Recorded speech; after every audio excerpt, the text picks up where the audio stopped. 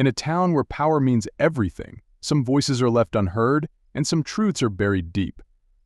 When Michael Thompson, a humble and kind-hearted man, becomes the target of a racially charged attack by an influential local figure, he is left broken and voiceless, unable to challenge the forces stacked against him. To the community, he's just another face, but to his family, he's everything. His sister, Alana Thompson, is no stranger to resilience. Quiet and unassuming, she holds a strength that few see, a strength born from love and loyalty. But as whispers of injustice grow louder, Alana realizes that her brother's suffering won't simply fade into the shadows. Armed with only her determination, she steps into the heart of a dangerous conspiracy to bring the truth to light. Facing the clock as the antagonist's power works against her, Alana must confront the town's long-standing prejudices, its walls of silence, and her own inner battle between justice and vengeance. If she fails, her family's suffering will remain invisible forever. But if she succeeds, she risks everything she's ever known. A story of love, resilience, and courage in the face of corruption, Silent Strength explores how one quiet force can shatter the darkest lies. Will Alana's strength be enough to bring justice to her brother, or will the town's secrets claim them both? Before we dive into this powerful story, let us know where you're tuning in from, and if you find it compelling, don't forget to hit subscribe. Michael Thompson sat in the small, sterile examination room, tapping his fingers against the edge of the examination table. The room was quiet, save for the faint hum of fluorescent lights above. He glanced around, noting the wall of medical diplomas and certificates, each proclaiming Dr. Greg Mather's qualifications and accolades. Michael tried to push down the unease rising in his chest, a feeling that had been building for the past few visits. The door swung open, and Dr. Mathers entered, his white coat pristine, his expression unreadable. He barely looked at Michael as he closed the door behind him, flipping through the pages of Michael's file with a clinical detachment that felt colder than the room itself. "Afternoon, Michael," Dr. Mathers said, barely lifting his eyes from the folder. "Routine checkup, correct?" "Yes, sir," Michael replied, his voice steady, though he couldn't shake the slight tremor in his hands. He felt smaller in the presence of Dr. Mathers, a man who seemed to loom over the space with an aura of authority and something darker, something Michael couldn't quite put his finger on. Dr. Mathers continued flipping through the file, finally looking up, his eyes narrowing slightly. "Blood pressure is still a bit high. Haven't been following the recommendations, have you?" His tone was icy, with a trace of disdain. Michael swallowed, his jaw tightening. "I'm doing my best, Dr. Mathers. I work 2 jobs, so managing stress isn't exactly easy." Dr. Mathers' lip curled, just enough for Michael to notice. "There's always a reason, isn't there?" he muttered, so softly that it was almost inaudible. Michael paused, the tension in the room thickening. "Excuse me." Dr. Mathers closed the folder and folded his arms, giving Michael a look that bordered on contempt. "What I mean is, people like you. There's always an excuse. You come in here, expecting the world to solve your problems for you. Maybe you should start taking some responsibility." Michael's face burned. "With all due respect, Dr. Mathers, I came here for medical advice, not judgment." Dr. Mathers' eyes darkened, his voice dropping to a near growl. "Perhaps if you took better care of yourself, you wouldn't need so much advice." The words cut deep, but Michael tried to keep his composure. He drew in a slow breath, trying to quell the anger building within him. "I deserve the same respect as any other patient, Dr. Mathers." Silence hung in the air, heavy and tense. For a moment, Dr. Mathers just stared, his expression hardening as if he couldn't believe Michael had dared to challenge him. Finally, with a swift motion, he set down the file, his movements controlled and precise, but his face was flushed with anger.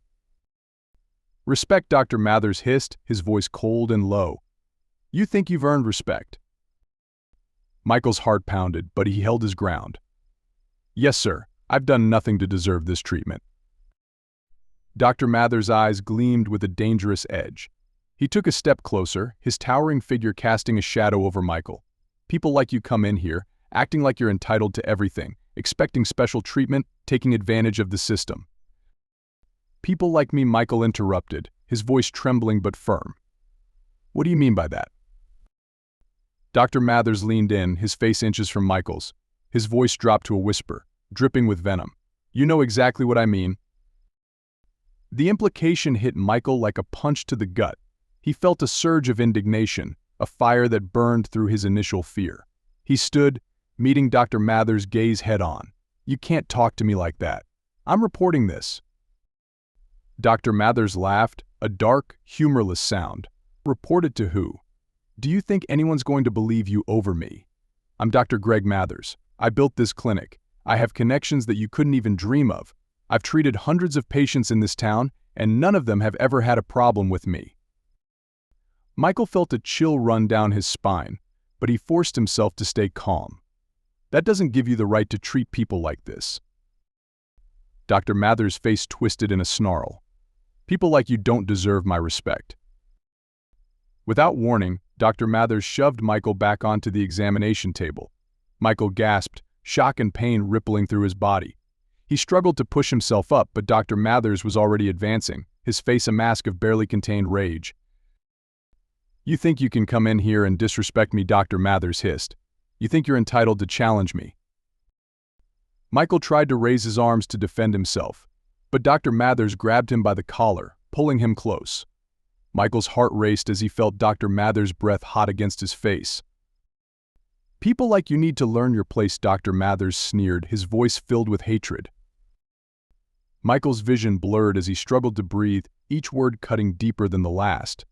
He tried to pull away, but Dr. Mathers' grip was iron strong, pinning him down as if he was nothing more than an object to be disposed of. "Let me go," Michael managed to gasp, his voice barely a whisper. Dr. Mathers laughed again, his grip tightening. "You're pathetic, weak, and no one will ever take your side." With a final shove, Dr. Mathers threw Michael back onto the examination table. Michael's head hit the metal surface and a wave of darkness washed over him.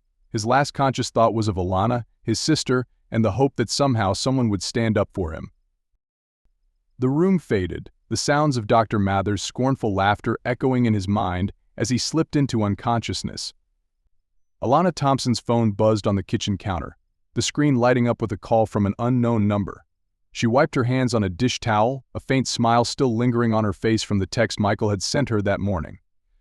It was just a quick note, reminding her to take a break and get some sunshine. Michael had always been thoughtful like that. She answered the phone, her voice cheerful. "Hello. Is this Alana Thompson?" The voice on the other end was steady, calm, and distinctly professional. "Yes, this is Alana." Her stomach tightened as she heard the slight hesitation in the caller's voice. "I'm calling from Northfield General Hospital. Your brother, Michael, was admitted to the EAR earlier this afternoon. He's in critical condition." For a moment, the world around Alana went still. The caller's words swirled in her mind, each syllable feeling heavy and surreal. Michael, critical condition, hospital. She swallowed, gripping the edge of the counter to steady herself. What happened? He was brought in with significant head trauma. "I'm afraid I can't give more details over the phone, but it's important that you come as soon as possible." Alana barely remembered hanging up or grabbing her keys. The drive to the hospital was a blur, each mile stretching painfully as worry morphed into fear. She replayed her last conversation with Michael, the simple text he'd sent. None of it made sense. How could he go from texting her that morning to lying in a hospital bed now? When she arrived at the EA, a nurse guided her through a maze of sterile hallways. She could smell antiseptic in the air, hear the faint beeping of machines, and the soft murmur of voices echoing through the corridors. Her heart pounded, her breaths coming shallow and fast as the nurse finally stopped outside a room. She saw him through the glass. Michael lay motionless on the hospital bed, his face pale with a bandage wrapped around his head. Wires and tubes connected him to various machines, each beep and whir a reminder of his fragile state. The nurse gently touched her shoulder, bringing Alana's attention back. "The doctor will be with you shortly," the nurse said softly, her eyes sympathetic. Alana nodded, barely aware of the nurse's words as she moved into the room. She approached the bed slowly, as if moving too quickly might shatter whatever was holding Michael together. She reached out, gently taking his hand in hers. His fingers felt cold and lifeless, so different from the warm, reassuring hand she had held countless times before. "Michael," she whispered, her voice trembling. "I'm here. I'm right here." The sound of footsteps approached, and she looked up to see a doctor entering the room. He introduced himself as Dr. Patel, his expression solemn. "Ms. Thompson, I'm sorry to meet you under these circumstances," he said, his voice kind but professional. "Your brother sustained significant injuries. He suffered severe head trauma, and he's currently in a coma. We're doing everything we can to monitor his condition." Alana's throat tightened, her mind struggling to process his words. How? How did this happen? I don't understand. Michael's not reckless. He wouldn't just get hurt like this. Dr. Patel hesitated, glancing at the chart in his hands. Your brother's injuries were not accidental. The police have been notified, and they're looking into the circumstances. We'll need more information to determine exactly what led to this. Alana's heart dropped. Not accidental? Are you saying someone did this to him? Dr. Patel nodded, his expression grave. I can't say for certain, but the nature of his injury suggests an assault. A surge of anger and fear rose within her. Her gentle, kind-hearted brother hurt on purpose? She clenched her fists, struggling to keep her composure as her mind raced. Who would do this to Michael, and why? Dr. Patel continued, the head trauma is severe, but we've managed to stabilize him for now. However, comas are unpredictable. We don't know when or if he'll wake up. For now, our focus is on monitoring him closely. The doctor's words felt like a punch to her chest, knocking the air from her lungs. She reached for the chair beside the bed, lowering herself into it as her legs threatened to give out. The room felt colder, smaller, the walls closing in as the reality of Michael's condition settled around her. She looked down at Michael's face, still and unfamiliar, as though the brother she knew was hidden somewhere unreachable. Memories flashed through her mind, the way he laughed, his voice calling her little sis even though they were only 2 years apart. She couldn't lose him. Not like this. A thought surfaced, sharp and unyielding. Whoever did this to Michael was going to pay. As if sensing her anger, Dr. Patel spoke softly. I understand this is overwhelming, but you should know that Michael will need a great deal of support. Right now, your presence is the best thing you can give him. Alana nodded absently, though her mind was already working, piecing together the fragments of what she knew. The police. She would speak to them, make sure they found out what happened, but she wouldn't wait on anyone else to uncover the truth. She stayed with Michael long after Dr. Patel left, her hand still holding his. She whispered to him, telling him stories of their childhood, sharing memories and promises. You're strong, Michael, she said, her voice barely above a whisper. You've always been strong. You can come back from this. The hospital grew quieter, but her anger only grew louder, fueling a fierce determination. Whoever had hurt Michael was going to answer for it. She would make sure of that. Alana arrived back in Northfield early the next morning, running on little sleep and driven by nothing but adrenaline and the image of her brother lying lifeless in that hospital bed. She walked through the small, sleepy town square, her mind a whirl of questions and anger. She couldn't comprehend how anyone, especially someone in a position of trust like Dr. Greg Mathers, could do something so heinous. Dr. Patel's words about the police investigation had rung hollow. She knew that waiting wouldn't get her the answers she needed. If the police weren't going to be thorough, then she would take matters into her own hands. She needed to understand why this had happened, and she knew where she would start. Her first stop was the clinic where Michael had his appointment. She stood in front of the building, a modest, single-story structure with whitewashed walls and large windows.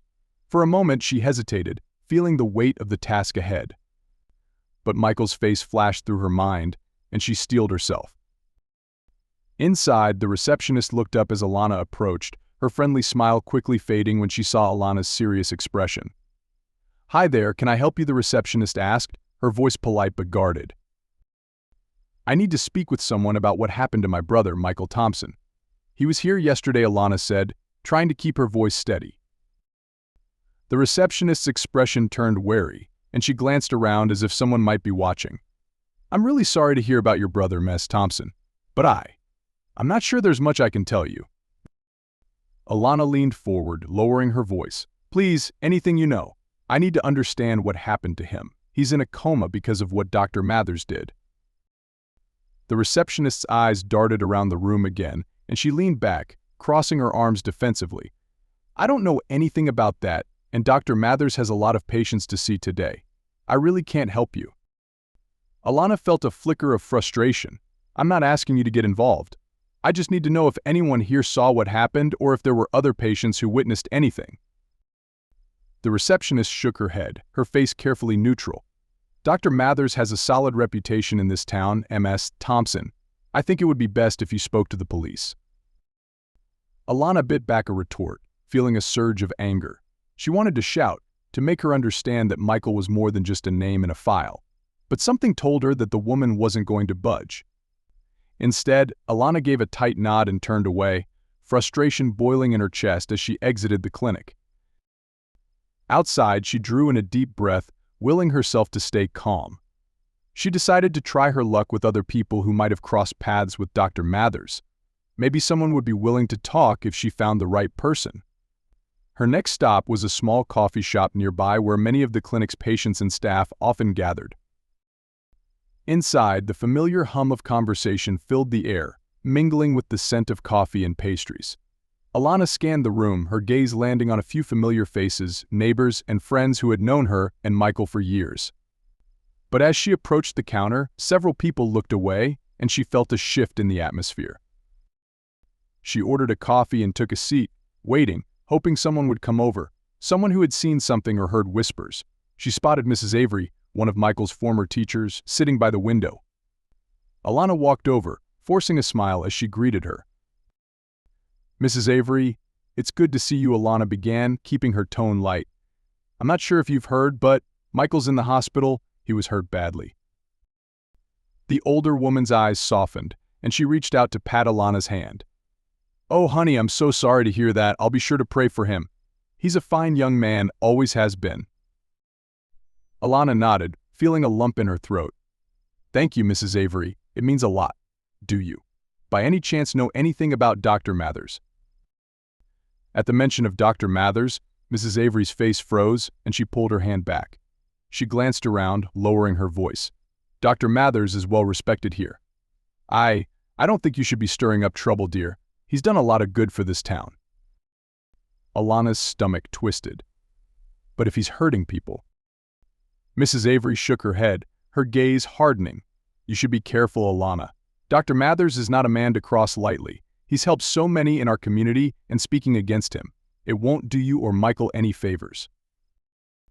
Alana felt a wave of helplessness wash over her. She murmured a polite goodbye and left the coffee shop, her heart pounding with frustration. As she walked down the street, she realized the extent of Dr. Mathers' influence. No one wanted to talk, not even people who had known Michael all his life.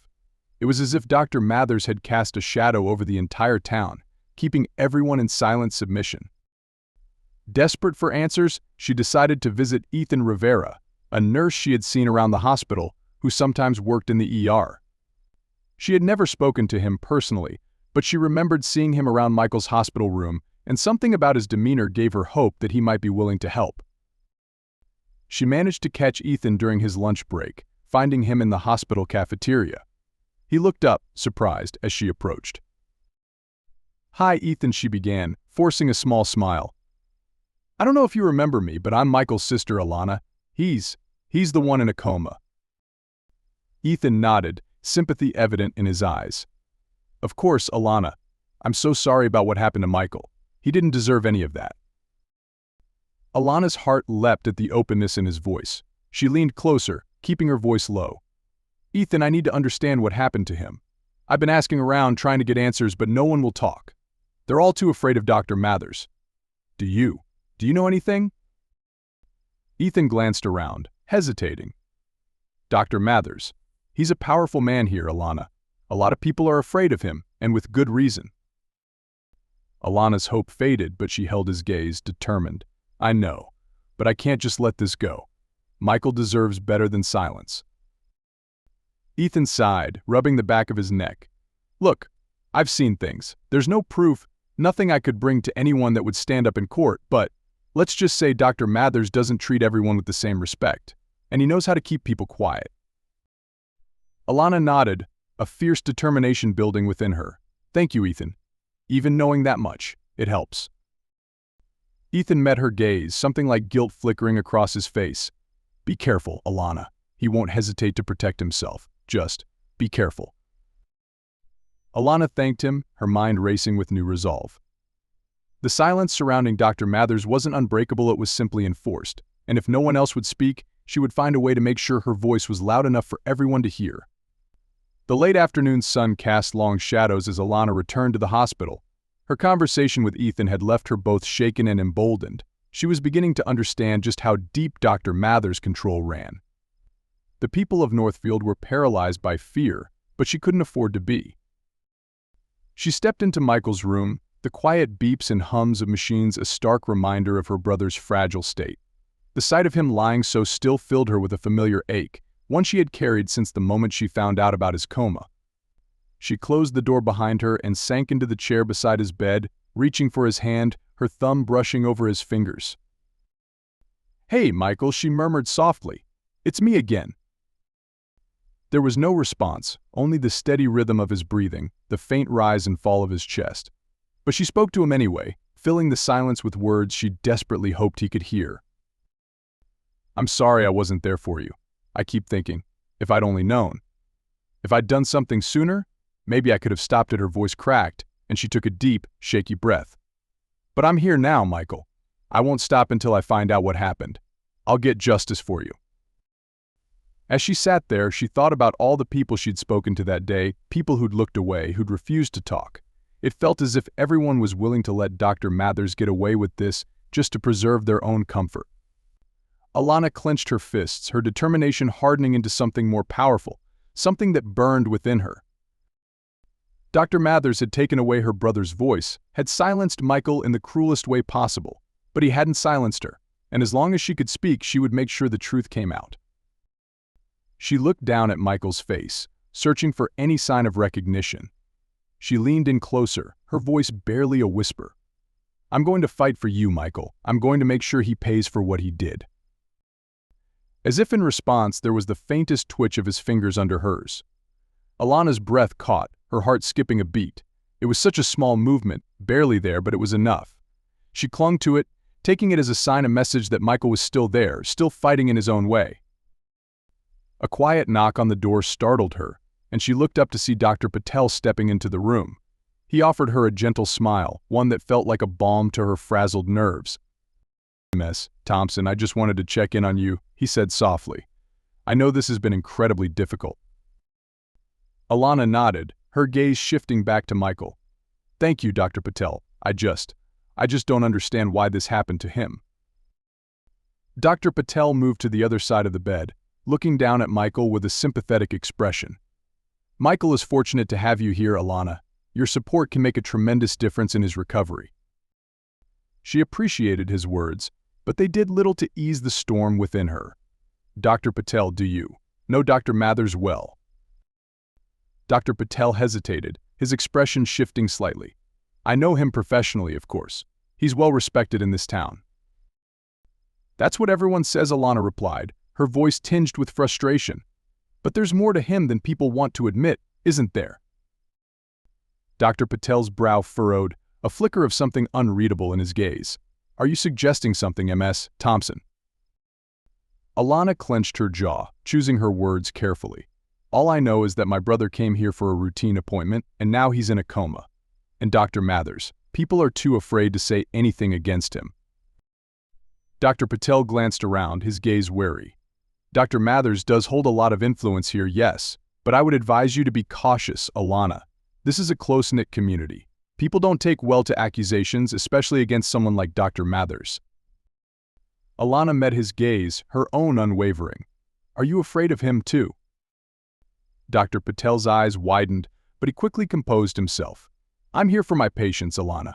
My priority is to give Michael the best care possible." She nodded, though she could see the guarded look in his eyes. Even Dr. Patel, a doctor himself, seemed reluctant to speak out.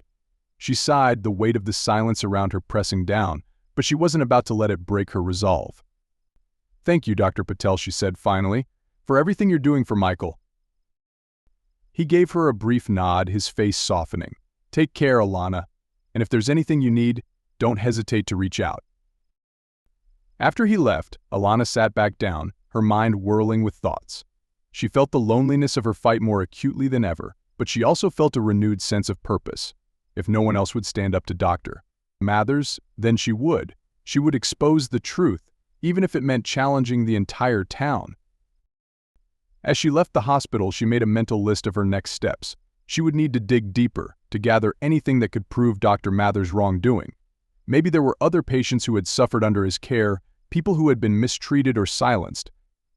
If she could find them, she might be able to build a case strong enough to shatter his hold on the town. That night, Alana returned home and sat at her kitchen table, notebook open in front of her. She wrote down everything she knew, every small detail she'd picked up from her conversations with people like Ethan, from the hints of fear and reluctance in their eyes. She wrote down Michael's appointment details, the names of the nurses and staff she'd seen at the clinic, anyone who might have crossed paths with him before the attack. She poured her anger, her frustration, and her love for Michael into her notes, crafting a plan piece by piece. She knew it wouldn't be easy. Dr. Mathers had the support of the town, his reputation untarnished, his power unchecked. But that only made her more determined. She glanced at the small family photo she kept on the table, her, Michael, and their parents on one of their rare family vacations years ago. Michael's smile was wide, carefree, a reflection of the gentle, kind man he was. "I'll bring him back, I promise," she whispered to the empty room, as if the memory of her family could hear her. In the morning, she would start fresh, fueled by the knowledge that she was doing this for Michael, for the brother who had always been her protector, her rock. Now it was her turn to protect him, to fight for him, no matter what it took. Alana closed her notebook and sat back, feeling the weight of her decisions settle over her. She knew this was just the beginning, that there would be challenges ahead she couldn't even imagine. But she had made a promise, one she was determined to keep. No matter what it took, Dr. Greg Mathers would be held accountable. Alana sat in the quiet corner of the Northfield Public Library, her laptop open, a stack of local newspapers beside her. She was determined to learn everything she could about Dr. Greg Mathers and any trace of unethical behavior he might have left behind. She sipped her coffee, glancing around the library's cozy interior as she steeled herself for what would likely be a long day of research.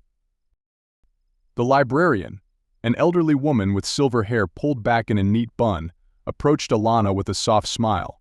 "Ms. Thompson, I found a few archived medical journals that mention Dr. Mathers' work. They're from about 5 years ago." "Thank you so much, Mrs. Lowry," Alana replied, grateful for the librarian's support.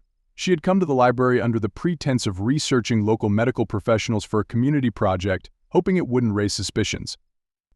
It seemed to have worked, and Mrs. Lowry had been more than willing to help her gather materials. Alana sifted through the old journals, flipping through article after article, searching for any mention of Dr. Mathers' career in Northfield. She was looking for anything that might hint at misconduct, complaints, or questionable practices. But with each page, her frustration grew. Dr. Mathers' public image was flawless. He was painted as a dedicated doctor, someone who volunteered in community health programs, a leader in the medical community. She clenched her jaw, feeling the urge to close the laptop and leave, but she couldn't afford to give up so easily. Taking a steadying breath, she typed Dr. Greg Mathers' malpractice into a search engine, scrolling through various results. Most articles were glowing reviews or local news stories praising his contributions. Then, as she scrolled, a headline caught her eye. "Doctors' ethics question discrimination allegations surface at Northfield Clinic." Her heart raced as she clicked on the article. It was from a small, lesser-known online news site, dated about 3 years ago. She skimmed the article, feeling a surge of anger as she read about a discrimination complaint filed by a patient at Dr. Mathers' clinic. The article didn't go into detail about the case, but it mentioned that the complaint had been quietly dismissed, with Dr. Mathers' lawyers citing miscommunication and the clinic insisting that there had been no wrongdoing. Alana took out her notebook, jotting down every detail. If there had been one complaint, there could be others, hidden or brushed under the rug. Fueled by a renewed sense of determination, she continued her search, combing through every online archive and newspaper available. Hours passed, and the library slowly emptied, leaving Alana alone in the quiet space. Finally, she found another story, this one dating back 6 years. It was about a young nurse who had left Northfield Clinic after allegedly facing harassment from Dr. Mathers. The story was vague, only mentioning that she had chosen to resign due to differences in professional ethics. Alana stared at the article, feeling a chill run down her spine. Differences in professional ethics. It sounded like a thinly veiled cover for something more sinister. She searched for the nurse's name, wondering if she was still in the area, or if she might be willing to talk. The nurse's name was Claire Whitmore, and with a bit of luck, Alana found a recent profile of her on a nearby hospital's website. Claire was now working as a nurse in a neighboring town. Alana made a note to reach out to Claire, hoping she could shed some light on Dr. Mather's past behavior. Just as she was about to close her laptop, a soft voice broke the silence. "You're working late, Ms. Thompson." Alana looked up to see Ethan Rivera standing nearby, holding a coffee cup. He gave her a hesitant smile, as if he wasn't sure if she'd be happy to see him or not. "Ethan, hey," she greeted, surprised. "What are you doing here?" "I saw you from the street," he replied, nodding toward the library's large windows. "Looked like you were buried in research. Figured I'd come in and check on you." Alana's guard softened. "Thank you, Ethan. I've actually been looking into Dr. Mather's background, trying to find anything that might reveal a pattern of unethical behavior." Ethan nodded, glancing at the notes scattered around her. "You won't find much, at least not in the official records. Dr. Mathers is careful. He knows how to keep his reputation spotless." Alana sighed, her frustration evident. "I found a couple of complaints, but nothing concrete. Just whispers and rumors." Ethan pulled a chair over and sat beside her, lowering his voice. "I've worked with Dr. Mathers long enough to know that he has his ways of intimidating people, keeping them quiet. It's not just patients either. He's had issues with some of the staff, people who dared to question him." Alana looked at him intently. "Like who?" "There was a nurse, Claire Whitmore. She left a few years back. She was a good nurse, smart and compassionate. But she got on his bad side when she tried to report him for unethical behavior. She didn't stand a chance against him. He used his influence to make sure no one would take her side." Alana felt a pang of sympathy for Claire. "Do you think she'd be willing to talk to me?" Ethan hesitated. "Maybe. But if you're serious about this, you have to be careful. Dr. Mathers has connections all over town. People look the other way because he's helped so many of them, or at least that's what they think. They won't hesitate to shut you out if they feel you're attacking him." Alana's gaze hardened. "I don't care. He's hurt people, and he nearly killed my brother. If people are too afraid to speak up, then I'll speak for them. I'll make sure he doesn't get away with this." Ethan looked at her, respect flickering in his eyes. "You're braver than most people I know, just. Promise me you'll be careful. He's not the kind of man to let things go lightly." Alana nodded, grateful for his concern. "I'll be careful, Ethan, but I can't just sit back and do nothing." He reached into his pocket and handed her a small slip of paper. "Here's Claire's contact information. I don't know if she'll talk, but it's worth a try. Just don't mention my name. I'd rather keep my job a little longer." Alana gave him a reassuring smile. "Your secret's safe with me." As Ethan left, Alana felt a surge of hope mixed with trepidation. She knew the road ahead would be difficult, that she was challenging someone with a powerful grip on the community, but with every piece of information, every whisper of misconduct, her conviction grew stronger. She gathered her things, carefully slipping her notes and laptop into her bag. She looked back at the dark, quiet library, feeling a surge of gratitude for the stillness it offered, a rare moment of peace in the chaos her life had become. As she stepped out into the night, a cool breeze rustling her hair, she glanced at the piece of paper with Claire's contact information. She knew reaching out would be risky, that Dr. Mathers might find out and retaliate. But she couldn't let fear stop her. For Michael, for Claire, and for everyone else who had been silenced, she was willing to risk everything. Alana sat in her car, staring at the phone number scribbled on the crumpled piece of paper Ethan had given her. She had spent the last hour rehearsing what she might say to Claire Whitmore, but the words all felt hollow, insufficient.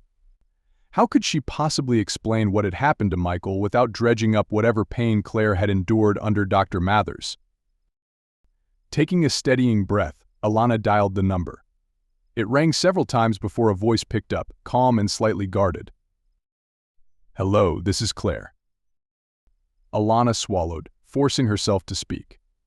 "Hi, Claire, my name is Alana Thompson. I don't know if you remember my brother, Michael. He was a patient at Northfield Clinic."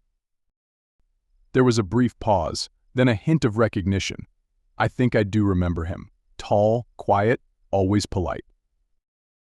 Yes, that's him, Alana replied, her voice tight. He was hurt recently, he's in a coma, and I believe Dr. Mathers had something to do with it. Claire's silence was heavy, and for a moment, Alana thought she had hung up, but then she heard a soft, pained sigh on the other end. I'm sorry, Alana Claire said finally, her voice low. I wish I could say I was surprised.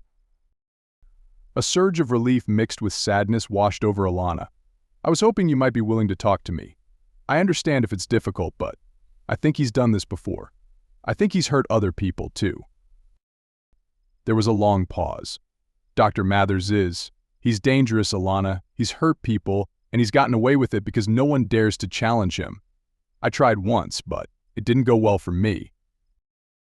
Alana leaned forward, her grip tightening on the phone. Please, Claire. My brother is fighting for his life. I'm the only one who can stand up for him now. If there's anything you can tell me, anything that might help, I would be so grateful. Claire hesitated, then sighed. All right, Alana. Meet me at Hillcrest Park, near the benches by the pond, in an hour. I'd rather not talk about this over the phone. Relief flooded through Alana. Thank you, Claire. I'll be there. An hour later, Alana arrived at Hillcrest Park, the sun beginning to set, casting a soft, golden light over the pond. She spotted Claire seated on a bench near the water, her gaze distant and thoughtful as she stared at the rippling surface. Alana approached, her heart pounding with anticipation and a hint of anxiety. As she drew closer, Claire looked up, offering a small, weary smile. Thank you for meeting with me, Alana said, taking a seat beside her. Claire nodded, folding her hands in her lap. I don't talk about this much. I left Northfield Clinic a few years ago because, well, I couldn't stay there after what happened. Alana waited, sensing that Claire needed to gather her thoughts.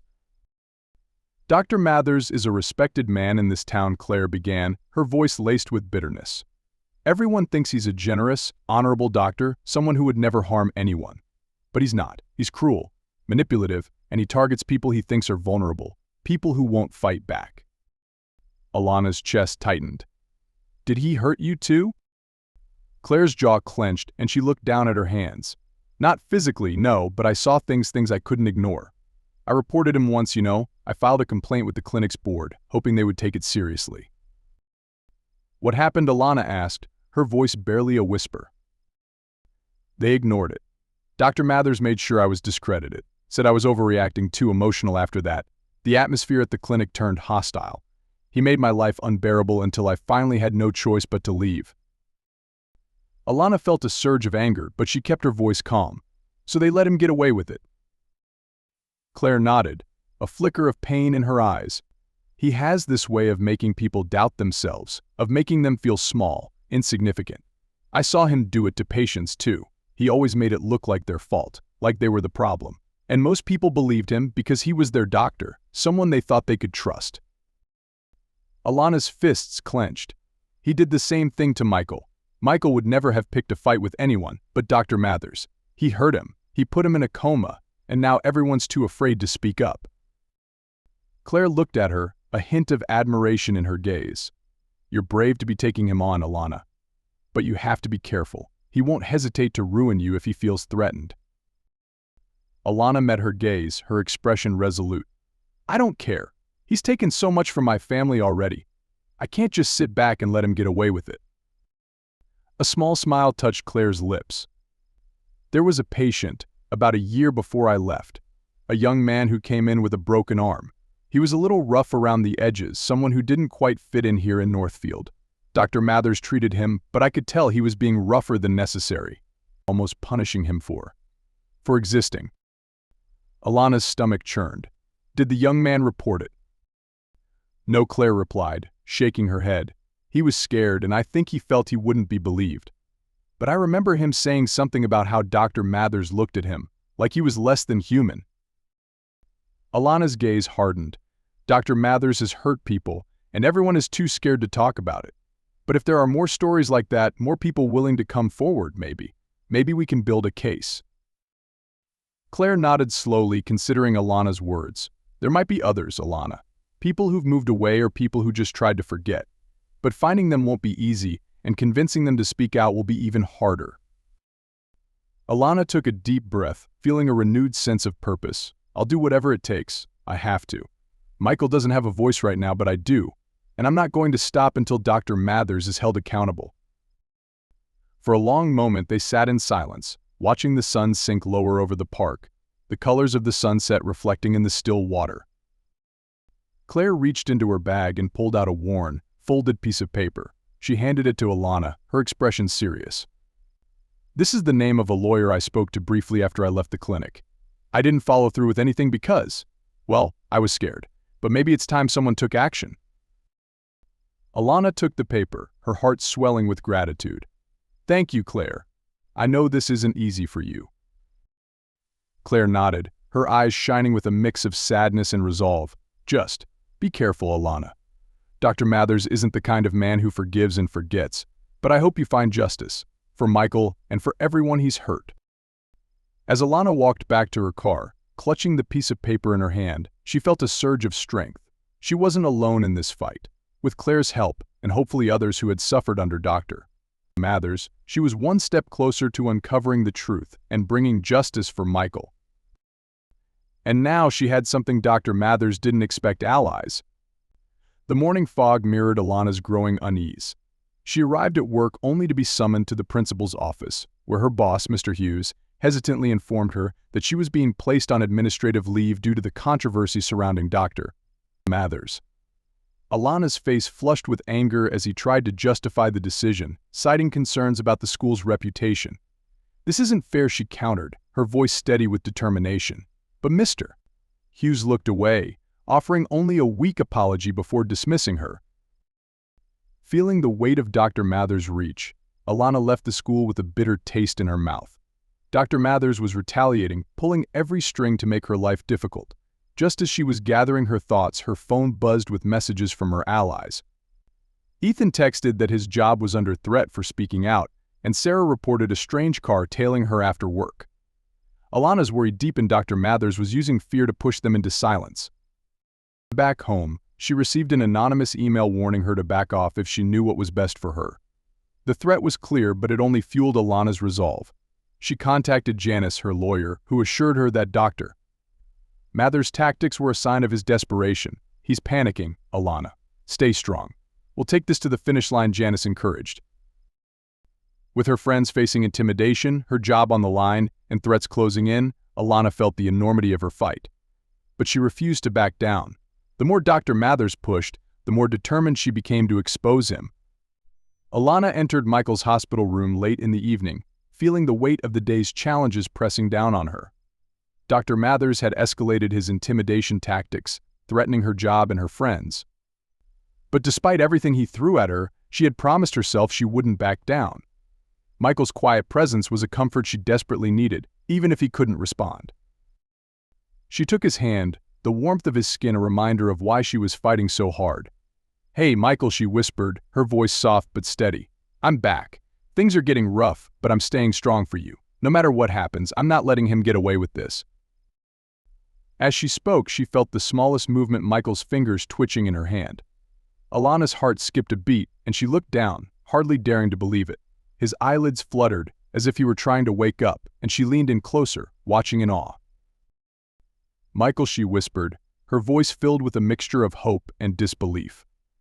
Slowly, his eyelids lifted, just enough for her to see a faint glimmer of awareness in his eyes. He blinked, his gaze unfocused but clearly attempting to lock onto her. A tiny, almost imperceptible smile tugged at the corner of his mouth, a look that filled her with hope. "Michael, can you hear me?" she asked, her voice trembling with emotion. "It's me, Alana. I'm here." He blinked again, his fingers curling around hers ever so slightly, a small gesture, but one that said more than words ever could. Alana's chest tightened with emotion as tears welled up in her eyes. "Oh, Michael," she whispered, her voice breaking. "You have no idea how much I needed this. You're still here with me. I'm going to keep fighting, I promise, for both of us." For a long moment, Alana held his hand, watching as his eyes fluttered closed once more, his energy clearly spent. She felt an overwhelming surge of gratitude just to have seen this small sign of life, a sign that he was coming back to her. A nurse entered the room and caught sight of Alana's tear-streaked face. She approached with a soft smile. "He moved, didn't he?" she asked gently, her voice full of understanding. Alana nodded, wiping her tears. "Yes, he looked at me. I think he knows I'm here." The nurse's face lit up with quiet joy. "That's wonderful news, Alana. These small signs can mean so much in a recovery like his. It sounds like he's starting to wake up." Alana released a shaky breath, feeling a weight lift from her shoulders. She glanced back at Michael, her heart swelling with renewed hope. "Thank you. I needed to see that. I was starting to wonder if I was strong enough to keep going, but now, I know I can." The nurse gave her a supportive nod. "It's often hardest right before things start to turn around. Stay strong. He's lucky to have you." Alana stayed with Michael a while longer, talking to him, sharing the day's events, her plans, and the fight she was determined to see through. She left the hospital that night with a renewed sense of purpose, Michael's brief moment of awareness echoing in her mind. It was as if he'd reached out to remind her that she wasn't alone, that he was still there with her, fighting in his own way. As she walked out of the hospital into the cool night air, she felt a calm strength settle over her. Dr. Mathers might be powerful, but he could never break the bond she had with her brother. Alana knew she had the courage to face whatever came next, bolstered by the knowledge that Michael was, in his own way, standing beside her. Alana sat at her kitchen table, her notebook open as she reviewed the names of people who might stand with her. She knew that confronting Dr. Mathers would require every bit of support she could find. She'd already talked with Sarah, who had agreed to share her story about Dr. Mathers' abusive behavior, but Alana needed to gather more testimonies. One name stood out on her list: Claire Whitmore, a former nurse who had left Northfield Clinic after an unpleasant experience with Dr. Mathers. She'd briefly mentioned her time at the clinic to Alana a while ago, hinting at ethical disagreements. Alana tracked down Claire's phone number and arranged to meet her at a park that afternoon, hoping she might feel safe enough to open up. When Alana arrived, she found Claire sitting on a bench, her posture tense. After a few minutes of polite small talk, Alana gently steered the conversation toward Dr. Mathers. "I'm building a case," she explained. "If there's anything you're willing to share, it would mean a lot not just to me, but to everyone he's hurt." Claire hesitated, looking away. "Dr. Mathers is powerful in this town. He knows how to keep people quiet. When I tried to report his behavior to the clinic administration, they dismissed it and made my life difficult until I had no choice but to leave." Alana reached over and placed a reassuring hand on Claire's. "You don't have to face him alone. I've gathered others who are ready to speak out. Together, we're stronger." After a moment, Claire nodded, her resolve hardening. "All right, I'll help. He shouldn't keep getting away with this." Encouraged by Claire's support, Alana decided to reach out to David Lee, a journalist she'd known from high school. David had a reputation for fearless investigative reporting and might be the ally she needed to publicize Dr. Mathers' actions. Later that evening, Alana and David met at a quiet cafe on the edge of town. David listened intently as she recounted Dr. Mathers' history of abuse and manipulation. "I've got testimonies, complaints that were dismissed, and proof that the clinic ignored them," she explained, laying out the evidence she'd gathered so far. "But people need to know the full story. They deserve the truth." David nodded thoughtfully. "If you're serious about this, I'll help. But you need to be prepared for what comes next. This kind of story can shake a town, especially one that's been under Mathers' influence for so long." Alana met his gaze, her voice steady. "I know, and I'm ready. I'm not backing down now." They spent the next hour strategizing. David suggested timing the release of his article with a public meeting at Town Hall, where people could share their stories and expose Dr. Mathers' actions in front of the entire community. Alana agreed. He won't be able to hide if everyone's watching. They set the plan in motion, and over the next few days, Alana reached out to everyone who had a story to tell. Sarah, Ethan, Claire, and others she hadn't even met before came forward, ready to speak up and share their experiences with Dr. Mathers. The courage of these individuals inspired Alana, reinforcing her commitment to bringing him to justice.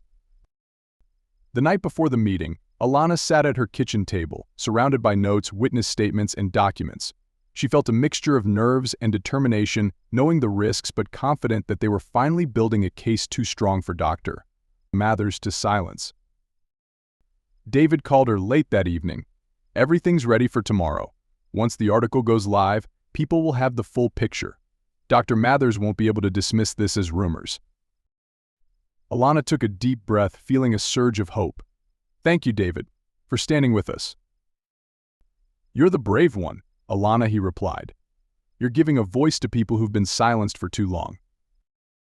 As they ended the call, Alana glanced at the photo of her and Michael on the wall, the same photo that had driven her through her darkest days. She knew that tomorrow's meeting was a pivotal moment not just for her and Michael, but for everyone who had suffered under Dr. Mathers' control. They were finally coming together, rallying around a shared truth that could no longer be hidden. For the first time in months, she allowed herself to believe that justice was within reach. Alana sat at her kitchen table, surrounded by stacks of notes, testimonies, and articles. She had compiled everything she could find about Dr. Mathers' misconduct, organizing each document to build a clear timeline of his abusive behavior. She knew that every detail mattered if they were going to hold him accountable. With her friends' testimonies, Sarah's story of mistreatment, and Ethan's observations, she had a growing collection of evidence. But she needed more support to strengthen the case, so she reached out to Janice Porter, the lawyer recommended by Claire. Janice had a reputation for tackling challenging cases, and after listening to Alana's account, she was on board. You've got a compelling case here, Janice said during their first phone call. The key will be showing a pattern of abuse and cover-ups. Dr. Mathers' influence in this town won't make it easy, but with the evidence you've gathered, you're building a strong foundation. Alana felt a surge of confidence. We're ready to move forward. My brother, my friends, everyone's counting on this. Janice outlined their next steps, preparing written testimonies, gathering more supporting documents, and planning a formal complaint to submit to both the medical board and local authorities. She recommended a public venue for sharing these testimonies, one where the community could hear firsthand about Dr. Mathers' actions. A message from David arrived later that day, adding momentum to their efforts. Found an internal memo from Northfield Clinic, he texted. It shows that management ignored complaints about Dr. Mathers. Want to meet? Alana agreed, and they met at a nearby cafe. David showed her the document, a memo detailing complaints about Dr. Mathers that were quietly dismissed by the clinic. He also had emails in which Dr. Mathers had threatened to pull his funding if the complaints weren't dropped. Alana felt both anger and vindication. This is exactly what we need to show his pattern of intimidation. David nodded. I'll publish these documents along with the testimonies. The town deserves to see that Dr. Mathers has been protected by his wealth and influence. Alana's spirits lifted. Thank you, David. This could change everything. That night, Alana reviewed her evidence one more time, feeling the weight of the fight but also a renewed sense of purpose. She was determined to protect her brother and everyone else who had suffered. Her mind raced with thoughts of the town hall meeting, where they would reveal the truth to the entire community. Over the next few days, Alana continued gathering statements and coordinating with Janice and David. As the town hall meeting approached, she reached out to everyone involved, ensuring that each person was prepared to share their story. The significance of what they were about to do settled over her, but she knew they were ready. With the final pieces in place, Janice reassured her. We're taking this public and filing the formal complaint as soon as the meeting starts. Dr. Mathers will face an investigation, and we'll make sure he's held accountable. As the day of the meeting drew near, Alana felt the weight of her journey lifting, replaced by a calm resolve. This was the moment they had worked toward, the moment they would shine a light on Dr. Mathers' actions and demand justice. Whatever came next, Alana knew they had built a case strong enough to withstand any attempt to silence them. The morning was tense as Alana checked her phone to find a flood of messages. Dr. Mathers had posted a statement online, painting himself as the victim of a personal vendetta, calling the accusations against him baseless attacks from misguided individuals. His loyal supporters rallied in the comments, accusing Alana of destroying a respected doctor's reputation. Alana's stomach twisted, but she was determined to keep going. She knew that Dr. Mathers was using every tool at his disposal to discredit her and silence those who supported her. Moments later, a text from Ethan confirmed her fears. They're threatening to suspend me at the hospital if I keep talking about Dr. Mathers. She replied with reassurance, reminding him that he wasn't alone in this fight. But as the messages kept pouring in, Alana felt the pressure mounting. David, who had been coordinating with her on the article, called with an update. "He's using his influence to stir people up," David said. "But this also means he's nervous. We're shaking him." A knock on her door interrupted her thoughts. To her surprise, it was Mr. Hughes, her school principal, looking uncomfortable. "Alana, the school board has asked me to place you on leave," he began, unable to meet her eyes. "They're worried about the attention your involvement is drawing to the school." Alana clenched her fists, struggling to keep her voice steady. "So you're punishing me for speaking out? For standing up for what's right?" Mr. Hughes looked away, clearly troubled. "It's just temporary, Alana. Once things calm down, you can return. I'm sorry, but my hands are tied." After he left, Alana sank into her chair, the frustration bubbling over. She had expected retaliation, but not at this scale.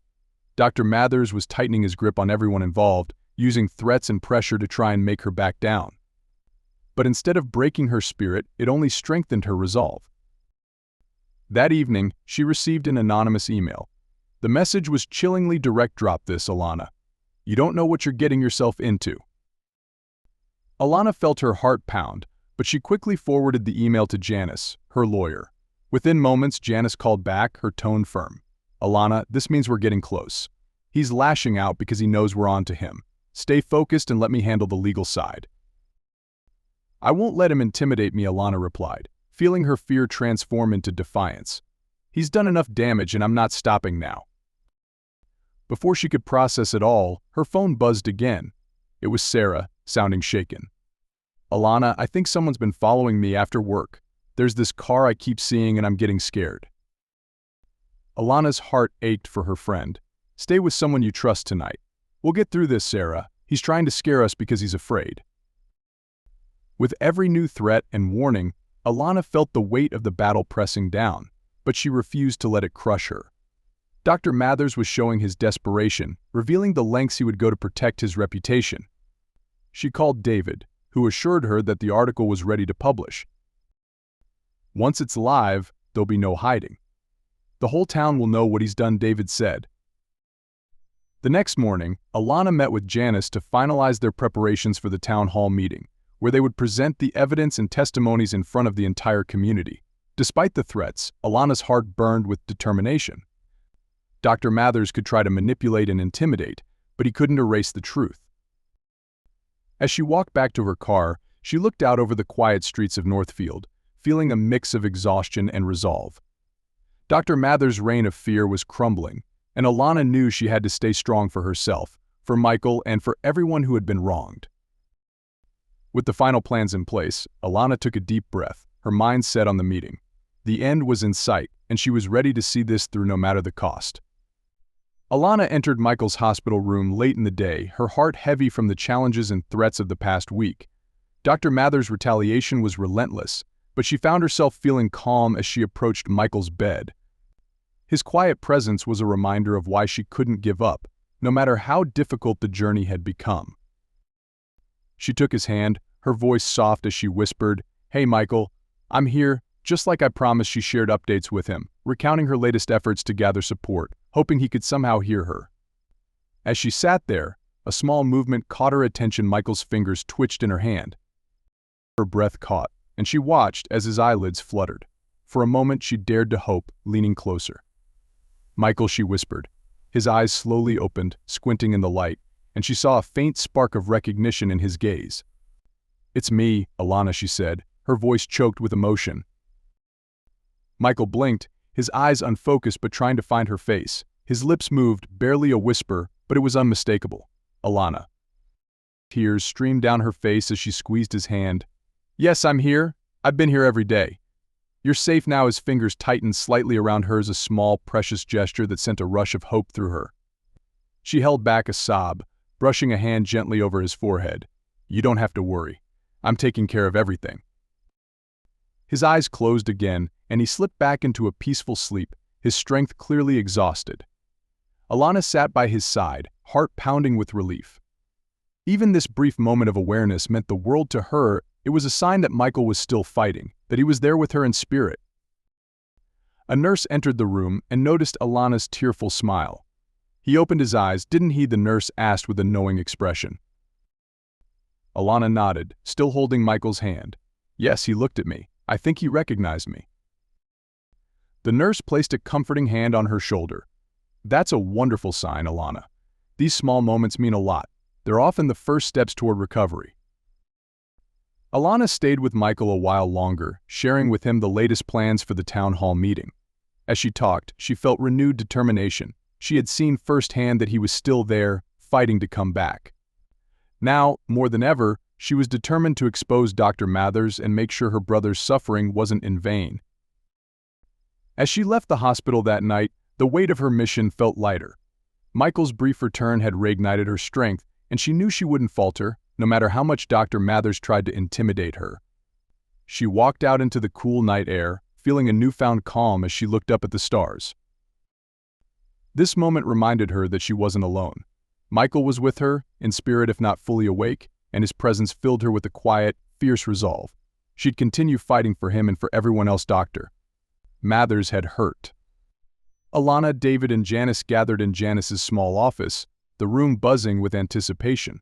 With the evidence they'd compiled and the testimonies of several victims, they were ready for the upcoming town hall meeting. This was the moment they had been working toward, bringing Dr. Mathers' actions to light in front of the entire community.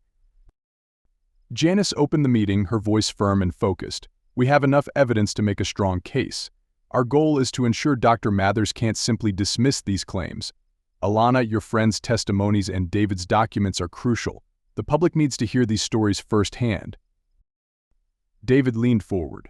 I'll publish the article online right as the meeting begins. We'll time it so people are aware of the accusations, forcing Dr. Mathers to confront them openly. Alana nodded, feeling a surge of determination. He won't be able to dodge the truth this time. He's relied on intimidation and reputation for too long, but now we're ready to show the community who he really is. Janice outlined the plan. We'll file the complaint with the medical board and local authorities just before the meeting. The town hall gives us a public venue, and once the stories are out, he'll have nowhere to hide. Over the next few days, Alana worked with her friends to prepare their statements, helping each person practice sharing their experiences clearly and confidently. Though some felt nervous, they were all committed to standing up for themselves and for each other. Seeing their courage bolstered Alana's own resolve, reminding her of the importance of what they were doing. The night before the meeting, Alana sat at her kitchen table, reviewing the documents one last time. She felt a mixture of anticipation and anxiety, knowing how much hinged on this event. David sent her a message confirming the article was ready to go, and Janice checked in, reminding her to stay focused on the goal. Their support reassured her that they were united in this fight. When the day of the meeting arrived, Alana entered the town hall early with her friends, taking seats at the front. The room filled quickly, the air thick with tension as townspeople gathered, curious and concerned. Dr. Mathers sat at the back with his lawyer, his face impassive but his eyes betraying a hint of worry. Mr. Hampton, the town council chair, called the meeting to order. We're here to address serious allegations against Dr. Greg Mathers. Today, both sides will have an opportunity to speak, and we ask everyone to listen respectfully. Dr. Mathers was given the floor first, and he rose to deliver a carefully crafted defense. These accusations are part of a personal vendetta, he declared, his voice steady but defensive. I have dedicated my life to this community, and it pains me to be falsely accused in this way. The murmurs in the room grew louder, some people nodding in support of Dr. Mathers, others looking uncertain. Alana took a steadying breath, feeling the intensity of the moment as Janice signaled it was her turn to speak. Alana stood, her voice clear and unwavering. This is not a vendetta. This is about accountability. My brother is in a coma because of Dr. Mathers, and I'm not the only one who's been hurt. Many people here have suffered because of his abuse of power. She introduced Sarah, Ethan, and others who bravely shared their experiences, describing instances of mistreatment and intimidation at Dr. Mathers' hands. Each story added weight to the case, and Alana could see the townspeople's expressions shifting, doubt starting to replace their faith in the doctor they once trusted. David held up the internal memos and documents he'd collected, showing evidence of complaints that had been buried and threats made to silence those who spoke up. This isn't just a personal issue, he told the crowd. It's a pattern that's affected multiple people, hidden under the guise of respectability. By the end of the meeting, The atmosphere in the room was heavy with realization. Mr. Hampton spoke again, his tone resolute. Given the seriousness of these allegations, the council will ensure a full investigation into Dr. Mather's conduct. As the meeting adjourned, Alana felt an overwhelming sense of relief. The truth was finally out in the open, no longer hidden behind closed doors. Whatever happened next, she knew she and her friends had done everything they could. They had stood together, shining a light on Dr. Mather's darkness, and there was no turning back. The town hall was packed. Word of the investigation into Dr. Mather's had spread, and curiosity mixed with tension filled the room. Alana sat in the front row with Sarah, Ethan, and others who had bravely come forward. She could feel their quiet resolve, and it strengthened her own. Dr. Mathers, sitting with his lawyer, looked far less composed than usual. He glanced around the room, perhaps realizing that his influence was slipping. Mr. Hampton, the council chair, began the meeting, addressing the seriousness of the allegations. "Both sides will have a chance to speak," he announced. "Please listen respectfully." Dr. Mathers was given the floor first. He stood, delivering a calm but defensive speech. "I've dedicated my career to this community. To be accused like this by people with personal grudges is deeply painful," he said, looking pointedly at Alana. Alana's anger simmered, but she held her composure. When it was her turn, she took the podium, her voice clear. "This isn't about personal grudges. It's about accountability. Dr. Mathers abused his power, hurt patients, and intimidated anyone who questioned him." She invited others to share their stories. Sarah went first, recounting the humiliation she faced under Dr. Mathers' care. Ethan followed, describing the times he witnessed the doctor's dismissive treatment of patients. Each testimony painted a picture of the doctor's unchecked behavior, and the crowd grew visibly uncomfortable. David stepped up next, holding copies of internal memos from the clinic. These documents show a history of complaints against Dr. Mathers that were quietly dismissed. He used his influence to bury these issues rather than address them. The room fell silent as the townspeople absorbed the revelations. Faces shifted from disbelief to shock, and murmurs spread through the crowd. Dr. Mathers' lawyer attempted to dismiss the testimonies as misinterpretations, but the damage was done. Mr. Hampton addressed the room solemnly. "Given the gravity of these accusations, the council will ensure a full investigation. We will not tolerate abuse of power in our community." As the meeting adjourned, Alana felt a rush of relief. The truth was finally out, and she knew that Dr. Mathers' hold on the town had been irreparably damaged. Her friends gathered around her, expressions of pride and support on their faces. They had stood together, and their voices had been heard. Outside, Alana felt a profound sense of closure. She had given voice to those silenced for too long. Dr. Mathers' reign was ending, and she had been part of something bigger than herself, standing up for justice and the community's right to know the truth. In the days following the town hall meeting, the community's perception of Dr. Mathers began to shift. As news of the investigation spread, more former patients and employees came forward, sharing their stories. The medical board suspended Dr. Mathers' license, pending further action, and the town buzzed with talk of his once hidden abuses.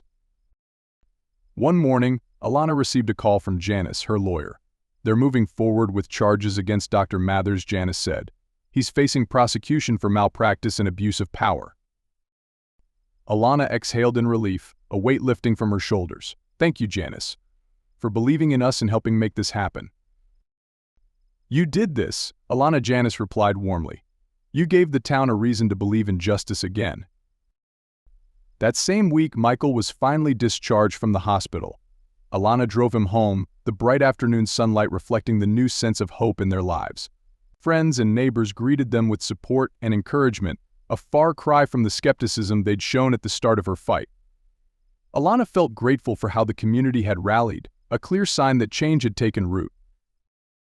That evening, Alana and Michael sat in their backyard under a sky full of stars, savoring the quiet peace they'd longed for during their months of struggle. Michael turned to her, his eyes filled with gratitude. "You did something incredible, Alana. You didn't just fight for me, you fought for everyone he hurt." Alana smiled, feeling both humbled and proud. "I couldn't have done it without you. You were my strength every step of the way." In the following weeks, Alana watched as the town continued to heal. The case against Dr. Mathers advanced, and though the scars of his actions remained, the community seemed stronger, more willing to question the authority figures they had once trusted blindly. Michael's recovery was steady, and he often joined Alana on quiet walks, talking about the future and reflecting on their journey. One afternoon, he said, "You taught me that speaking up matters, even when it's hard. That's something this whole town needed to learn." Alana nodded, realizing how deeply their fight had affected not only them but the entire community. She felt a quiet pride, knowing they had contributed to lasting change. As the weeks turned into months, Alana felt a renewed sense of purpose. The experience had reshaped her life, filling her with a stronger resolve to protect those who couldn't protect themselves. She had given her family justice, but she'd also inspired others to find their voices. One evening, as she and Michael sat together watching the sunset, he turned to her with a smile. "I think we're finally free, Alana. You gave us that." Alana reached for his hand, feeling a deep, peaceful satisfaction. "We're free because we faced the truth, and now we can move forward." As the sun dipped below the horizon, Alana felt the burdens of the past dissolve. She'd fought for justice, for healing, and for her family's future. In doing so, she had found strength she hadn't known she possessed, a strength that would stay with her for the rest of her life.